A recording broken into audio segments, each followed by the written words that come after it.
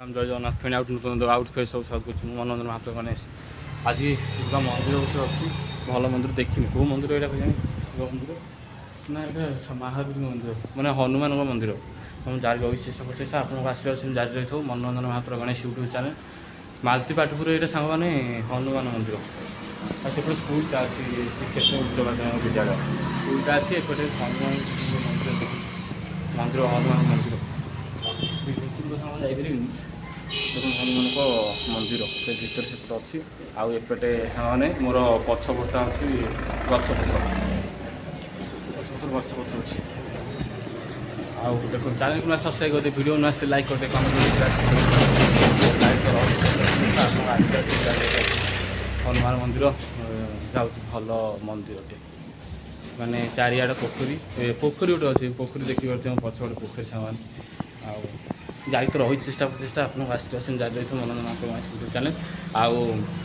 ଭଲ ମନ୍ଦିରଟା ଆଉ ସେଥିରେ ଗଛ ବି ଗୋଟେ ଅଛି ଟଗର ଗଛ ଅଛି ଟଗର ଗଛ ସେଠି ଅଛି ଆଉ ଏପଟେ ମନ୍ଦିର ରହିଛି ମନ୍ଦିର ବନ୍ଦ ରହିଛି କାରଣ ସେ ଚାରିଟା ବେଳକୁ ଲାଗିବ ମାନେ ସନ୍ଧ୍ୟାବେଳେ ଆଳତି ହେବ ଆଉ ସକାଳେ ସନ୍ଧ୍ୟାରେ ଆଉ ଏଇନେ ବନ୍ଦ ଅଛି ସାଙ୍ଗମାନେ ସେଥିପାଇଁ ବନ୍ଦ ଅଛି ଚାବି ବି ପଡ଼ିଯାଇଛି ସାଙ୍ଗମାନେ ଜାରି ରହିଛି ଚେଷ୍ଟା ପ୍ରଚେଷ୍ଟା ଆପଣଙ୍କୁ ଆସିବାକୁ ସେମିତି ଜାରି ରହିଥିବ ମାଲତୀ ପାଟପୁରର ଏଇଟା ହନୁମାନ ମନ୍ଦିର ଟିକେ ଆଗକୁ ଯିବି ସାଙ୍ଗମାନେ ଆଗରେ ଫିଲ୍ମ ୱାଟର ପାର୍କ ଅଛି ଦେଖିବା ଚାଲ ବୁଲିଯିବା ଆମର ପ୍ରିୟ ହନୁମାନ ମନ୍ଦିର ମାଲତୀ ପାଟପୁରରେ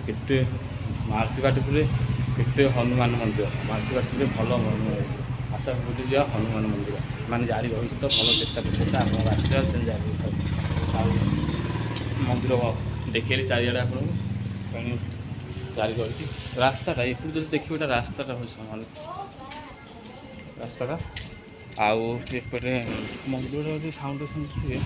ଏପଟ ଫାଉଣ୍ଡେସନ୍ ରହିବ ପରେ ଗଲେ ଏପଟ ଫାଉଣ୍ଡେସନ୍ ରହିବ ହାତ ପାଇଁ ଯାଉଛି ଫେଣି ଆଉ ନୂତନ ଆଉ ଗୋଟେ ଫ୍ରେଶ୍ ବ୍ଲଗ୍ରେ ଦେଖା ହେବ ହନୁମାନ ମନ୍ଦିର ବୁଲି ଆସିଯା ମାଲତୀ ପାଟପୁରରେ ଭଲ ହନୁମାନ ମନ୍ଦିର ମାଲତୀ ପାଟପୁରରେ କେଡ଼େ ବଡ଼ ହନୁମାନ ମନ୍ଦିର ଅଛି ଜାରି ରହିଛି ଆଉ ରହୁଛି ଆଉ ନୂତନ ଆଉ ଫ୍ରେଶ୍ ବ୍ଲଗ୍ରେ ଦେଖା ହେବ।